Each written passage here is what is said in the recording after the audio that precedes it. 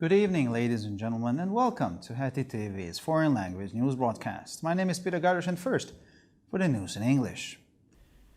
The negotiations have been successful, so as of Tuesday, the 25th of January, all legal obstacles will be removed for those wishing to travel, and Andorra will also accept certificates issued by the Hungarian authorities for vaccination, testing and medical certificates, regardless of the type of vaccine, said the Minister of Foreign Affairs and Trade Peter Szijjártó on his community page. In a post on Sunday, the minister recalled that this is the 28th bilateral agreement on the mutual recognition of vaccine certificates, which will open the way to another European country for all vaccinated Hungarian citizens. Israeli settlers attacked human rights activists helping Palestinian farmers plant trees. The settlers were armed with sticks and stones during Friday's attacks and set fire to a car belonging to human rights activists, leaving 4 human rights activists lightly injured, according to the report. The attack occurred in Borin, south of Nablus, at an event organized by rabbis for human rights and the Olive Harvest Coalition. According to the activists, some 15 attackers came from the illegal outpost of Givat Ronen and fled when Israeli army troops arrived. According to a recent report, settler attacks in Judea and Samaria increased by 50% in 2021. The Biden administration has indicated that it is monitoring the phenomenon, and last month the U.S. State Department's annual terrorism report included an extensive report on settler violence. The U.S. Navy intercepted and inspected a ship from Iran over the weekend carrying 40 tons of fertilizer, the ingredients of which could be used to make explosives, according to the Bahrain-based Fifth Fleet.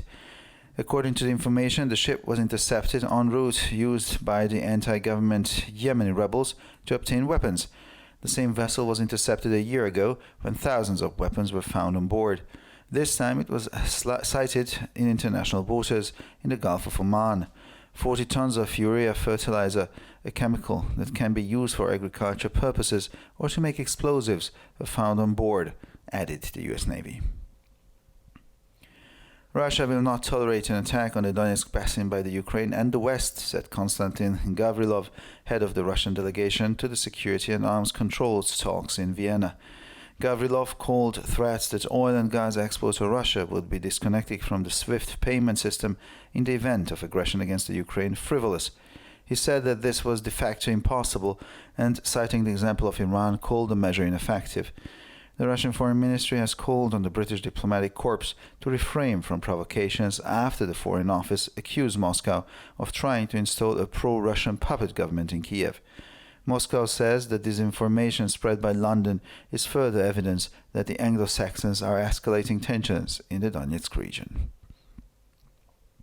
And finally, for the weather, moderate clouds and increasing humidity are expected in the evening hours. Tomorrow, with rapidly changing clouds and intermittent sunshine, we can expect temperatures between -3 and 0 degrees Celsius at dawn and between 1 and 3 degrees Celsius in the afternoon hours. For further news, please visit our websites at www.hetitv.com or broadpress.com. Thank you for your attention. So much for the news in English, and now for the news in German.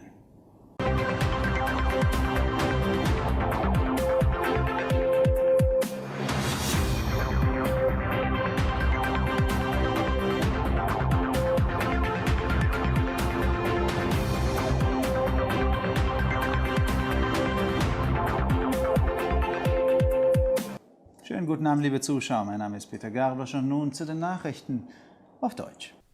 Die Verhandlungen waren erfolgreich, so dass ab Dienstag, dem 25. Januar, alle rechtlichen Hindernisse für Reisewillige beseitigt sind und Andorra auch die von den ungarischen Behörden ausgestellten Bescheinigungen für Impfungen, Tests und ärztlicher Teste akzeptiert, unabhängig von der Art des Impfstoffes, schrieb Außen- und Handelsminister Peter Szijjártó auf seiner Community-Seite. In einem Posting am Sonntag erinnerte der Minister daran, dass es sich um das 28. bilaterale Abkommen über die gegenseitige Anerkennung von Impfzeugnissen handelt, das allen geimpften ungarischen Bürgern den Weg in ein anderes europäisches Land öffnen wird. Israelische Siedler griffen am Freitag Menschenrechtsaktivisten an, die palästinensischen Bauern beim Pflanzen von Bäumen halfen. Die Siedler waren mit Stöcken und Steinen bewaffnet und setzten ein Auto der Menschenrechtsaktivisten in Brand, wobei 4 Menschenrechtsaktivisten leicht verletzt wurden, heißt es im Bericht. Der Angriff ereignete sich in Burin, südlich von Nablus, bei einer Veranstaltung, die von Rabbis for Human Rights und der Olive Harvest Coalition organisiert wurde. Nach Angaben der Aktivisten kamen etwa 15 Angreifer aus den illegalen Außenposten Givat Ronen und flohen, als die israelische Armee eintraf. Einem aktuellen Bericht zufolge haben die Angriffe von Siedlern in Judäa und Samaria im Jahr 2021 um 50% zugenommen. Die Regierung Biden hat angedeutet, dass sie das Phänomen beobachtet, und im letzten Monat enthielt der jährliche Terrorismusbericht des US-Außenministeriums einen ausführlichen Bericht über die Gewalt der Siedler. Nach Angaben der in Bahrain stationierten 5. Flotte hat die US-Marine am Wochenende ein Schiff aus dem Iran abgefangen und inspiziert, das 40 Tonnen Dünger geladen hatten, dessen Bestandteile zur Herstellung von Sprengstoff verwendet werden könnten. Den Angaben zufolge wurde das Schiff auf einer Route abgefangen, die von den regierungsfeindlichen jemenischen Rebellen zur Waffenbeschaffung genutzt wird. Das gleiche Schiff wurde vor einem Jahr abgefangen, als Tausende von Waffen an Bord gefunden wurden. Dieses Mal wurde es in internationalen Gewässern im Golf von Oman gesichtet. 40 Tonnen Harnstoffdünger, eine Chemikalie, die für landwirtschaftliche Zwecke oder zur Herstellung von Sprengstoff verwendet werden kann, wurden an Bord gefunden, so die US-Marine. Russland werde einen Angriff der Ukraine und des Westens auf das Donetsk-Becken nicht dulden, sagte Konstantin Gawrilov, Leiter der russischen Delegation bei den Sicherheits- und Rüstungskontrollgesprächen in Wien. Gawrilov bezeichnete Drohungen, dass der Öl- und Gasexporteur Russland im Fall einer Aggression gegen die Ukraine vom SWIFT-Zahlungssystem abgekoppelt werden würde, als leichtfertig.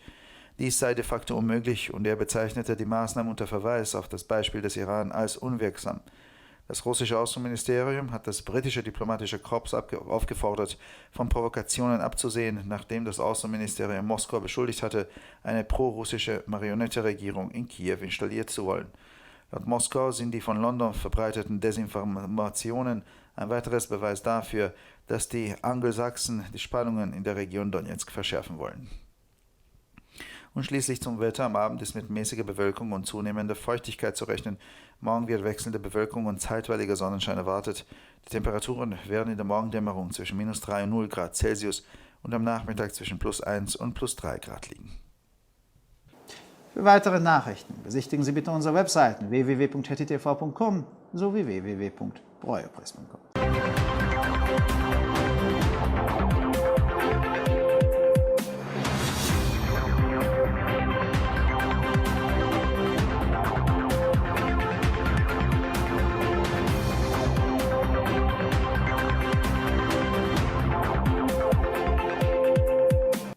שלום וערב טוב, כאן ציפי בוכמן וילדבאום עם החדשות בעברית. המשא ומתן הניב תוצאות, ולכן מיום שלישי, 25 בינואר, יוסרו כל המכשולים החוקיים למי שמתכוון לנסוע, ואנדורה תקבל גם כן את האישורים שניתנו על ידי הרשויות ההונגריות לחיסון, בדיקה והחלמה, ללא קשר לסוג החיסון. כך כתב שר החוץ והמסחר פטר סיארטו ברשתות החברתיות.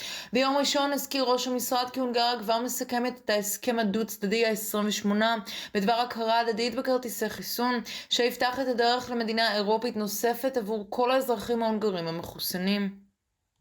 מתנחלים ישראלים תקפו פעילי זכויות אדם שסייעו לחקלאים פלסטינים לנטוע עצים. המתנחלים היו חמושים במקלות ואבנים במהלך ההתקפה ביום שישי והציתו מכונית השייכת לפעילי זכויות אדם.